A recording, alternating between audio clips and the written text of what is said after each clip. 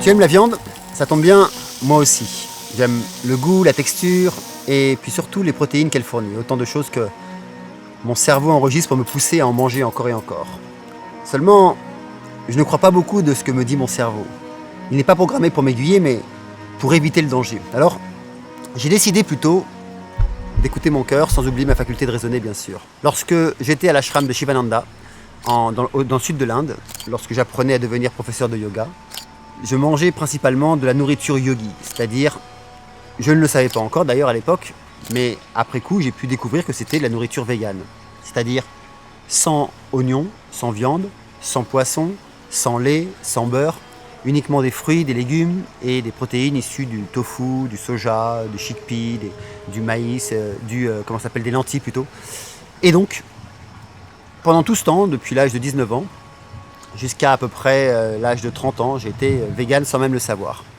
Puis ensuite, pendant une période de 6 ans, je suis revenu à manger de la viande blanche, principalement, pas tellement de la viande rouge parce que j'aime pas trop ça, mais principalement de la viande blanche. Parce que j'avais écouté mon cerveau, j'avais écouté pas mal de données comme quoi, effectivement, les protéines, etc., la B12. C'est là où j'ai découvert d'ailleurs le véganisme, mais beaucoup plus tard. Hein. Mais en fait, j'allais très bien. Et puis, un jour, j'ai rencontré Thierry et Valérie, qui sont devenus d'ailleurs mes amis. Et je les ai rencontrés ici à Bali. Et ils m'ont ramené sur mon chemin, bien sûr, mon chemin de nourriture végane, puisque eux-mêmes sont véganes. Et puis par le fruit des discussions, petit à petit, on passait des journées ensemble, on discutait le soir ensemble. Et j'ai compris alors que je me suis égaré pendant ces 6 ans à vouloir remanger une nourriture que je n'appréciais pas vraiment, mais que, en fait, je suivais juste des recommandations auxquelles je n'avais pas vraiment porté attention, ni vraiment été chercher les points essentiels, les tenants et les aboutissants. Et donc merci Thierry d'abord et merci Valérie. En juillet 2021, le ministre fédéral allemand de la Santé, qui s'appelle Karl Lauterbach, je crois, annonce que la consommation de viande en Allemagne est après tout complètement déraisonnable à bien des égards, à la limite du délire si on réfléchit. Cela commence déjà par la cruauté envers les animaux. Les animaux vivent généralement dans la tourmente. La viande bon marché ne peut être produite autrement. La question ici est-ce que ces mots de ce ministre ont du sens ou sont-ils des mots de personnes véganes extrémistes? Alors, ce qu'on va faire, on va s'amuser un peu, on va reprendre le même texte et on va essayer de remplacer les mots viande et animaux par des produits technologiques avec l'obsolescence programmée pour voir. Ça donnerait ceci. La consommation de produits électroniques avec de l'obsolescence programmée est après tout complètement déraisonnable à bien des égards, à la limite du délire si on y réfléchit. Cela commence déjà par la cruauté envers les gens qui travaillent pour aller récupérer les métaux rares. Les enfants et jeunes travailleurs vivent généralement dans la tourmente. L'électronique bon marché ne peut être produit autrement. Essayons encore, avec des produits bas de gamme par exemple. La consommation de produits bas de gamme est après tout complètement déraisonnable à bien des égards, à la limite du délire si on y réfléchit. Cela commence déjà par l'exploitation des employés. Ces employés vivent généralement en clandestin, dans la tourmente. Le produit ultra bon marché ne peut pas être produit autrement. En fait, son discours énonce un paradoxe irréfutable. Dès que nous cherchons à produire plus et moins cher, de manière irréversible, nous contribuons au malheur de certains. Il est d'utilité publique aujourd'hui de débattre sur la consommation de la viande, tout comme celle de la consommation de l'eau, ou de l'extraction du pétrole, ou des terres rares, ou bien encore sur nos modes de déplacement et nos façons de voyager. Car nous sommes de plus en plus nombreux, et de la manière que notre planète, on va dire, a des ressources limitées, elle a aussi un espace limité. Imaginez que la planète soit une voiture. À partir de combien de personnes à l'intérieur commencerions-nous à avoir des difficultés à respirer et à nous mouvoir? Dans plusieurs de ses livres, Marc Alevi, qui est un de mes mentors, explique que pour continuer à vivre tel que nous le faisons actuellement, nous devrions être 2 milliards afin que nos ressources puissent se recycler. Un bon matheux nous dirait, ou alors, il faudrait changer notre manière de vivre pour pouvoir garder tout le monde, et toutes les générations et les personnes qui vont encore arriver sur Terre. C'est pourquoi que, dans un esprit de maintien de la vie sur Terre et dans le respect de notre habitat provisoire, puisque nous allons passer toute somme plus entre 70 et 100 ans ici, je dirais qu'il n'est plus possible de faire abstraction de la question de notre nourriture. En France, par exemple, suite à une étude de Harris Interactive, plus de 63% des Français déclarent consommer de la viande, mais moins d'une fois par jour. Et seulement 3% n'en consomment pas ou n'en consomment plus. Ces chiffres ne sont pas surprenants. On les retrouve aussi, par exemple, pour les gestes de préservation du climat.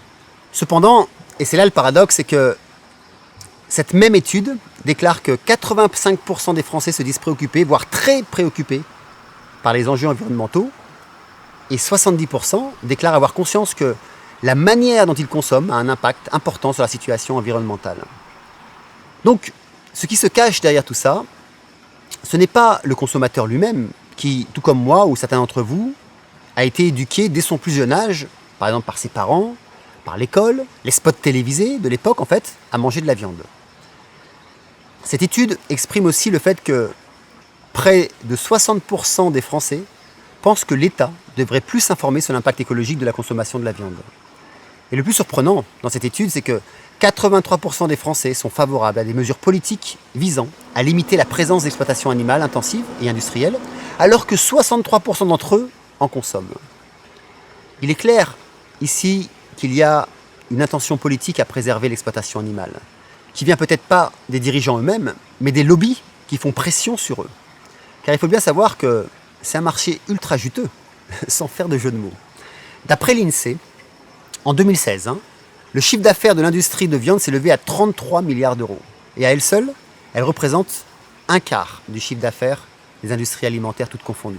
On comprend mieux le poids que peuvent avoir certaines entreprises sur les décisions politiques. Vous l'avez d'ailleurs bien vu en France avec l'histoire des fromages et des faumages. L'industrie de la viande a tout de même réussi à privatiser un mot de la langue française.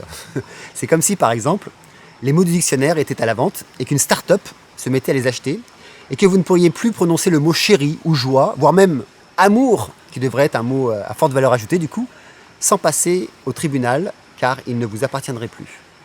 Donc quoi qu'il en soit, cette étude nous montre que la consommation de viande n'est plus un sujet qui laisse insensible.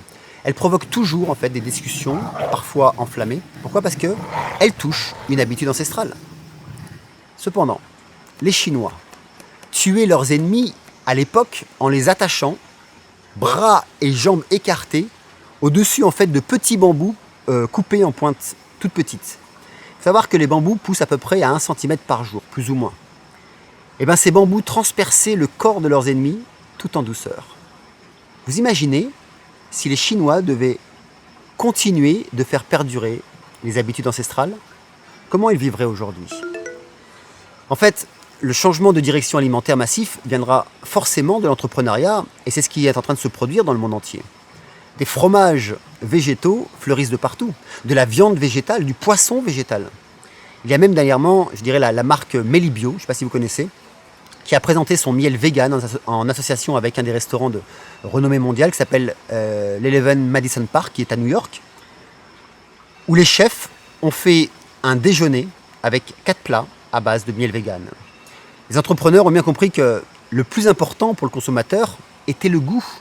Et aujourd'hui, il est possible de manger de la viande qui a le goût de la viande, la couleur de la viande, mais qui est 100% végétale. Idem pour le salami, de la marque par exemple Rolito Vegano, ou alors de la marque de Gad Elmaleh, du moins celle de sa mère qui a lancé 4 couscous vegan avec sa marque Walida.